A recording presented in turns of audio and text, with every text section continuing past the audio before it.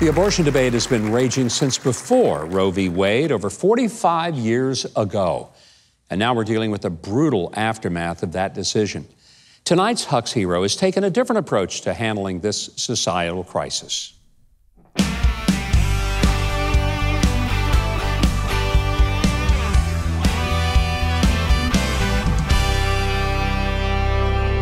Since the landmark Roe v. Wade court case, nearly 60 million babies have been killed by abortion.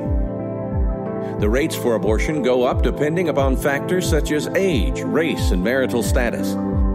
In 2015, 86% of patients receiving an abortion were unmarried. While the numbers for abortion have declined, hundreds of thousands of unborn babies are still killed every year. 879,000 abortions were performed in the year 2017 alone. After having their abortion, many suffer from regret, sadness, and depression. How do you help someone in this situation? Sheila Harper began Save One as a way to help men, women, and families recover and heal from the effects of abortion.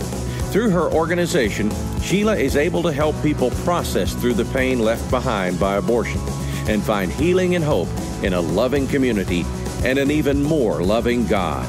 The public isn't hearing what abortion really does to a woman. One of the women said this: if I could just save one unborn baby, I would be willing to tell my story.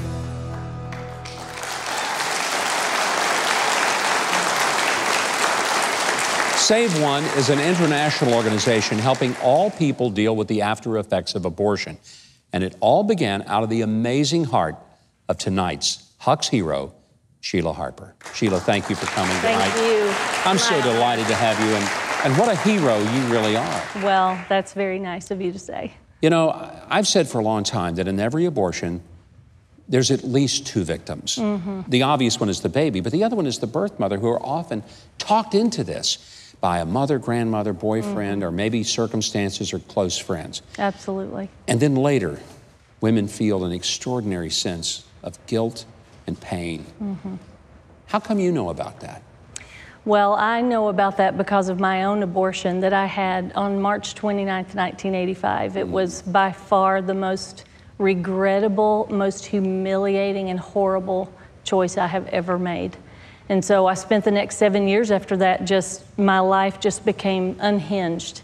I attempted suicide during a 7-year period. I became reliant upon drugs and alcohol to even get through the day.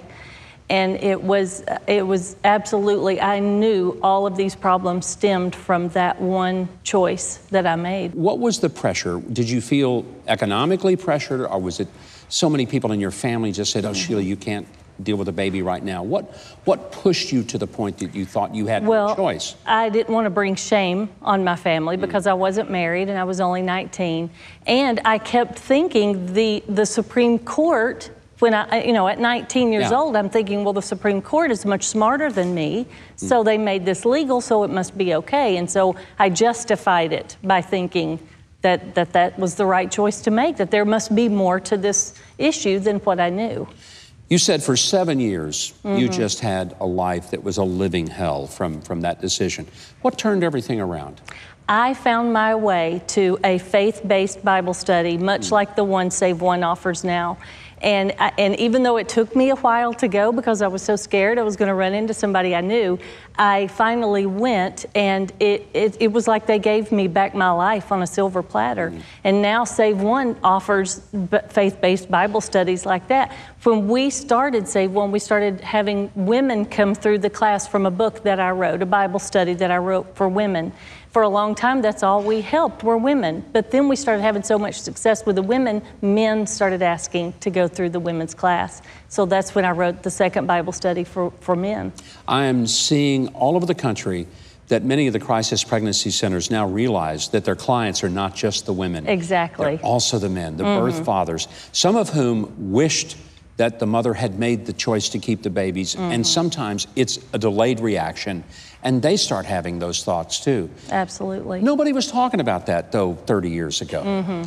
Exactly. Nobody was saying that, but I think the other side was ingenious because they made us believe that this was just a woman's issue, and it completely shut the men out. And the men are starting to get their voice back and say, that was just as much my child as it was hers, and it is a loss of fatherhood. But Sheila, you're doing something even more powerful. You're saving lives. You are literally saving lives. That has to give you an extraordinary sense of fulfillment. How many chapters of Save One are there across the world? Oh my goodness. When I thought it was just going to be a little Bible study. I thought at my church we're now on 5 continents, 22 countries, in 30 states here in America. We have 245 chapters around the world. It is a beautiful thing. And that's why we're so proud Thank you. to call you a Hux hero for saving babies, saving lives. So honored. Thank you, Sheila. Thank you. Well, if you'd like to start a Save One chapter, or if you're dealing with shame from an abortion, you don't have to just spend the rest of your life racked with guilt and shame. Visit SaveOne.org. That's SaveOne.org. You really do need to find the help that you need.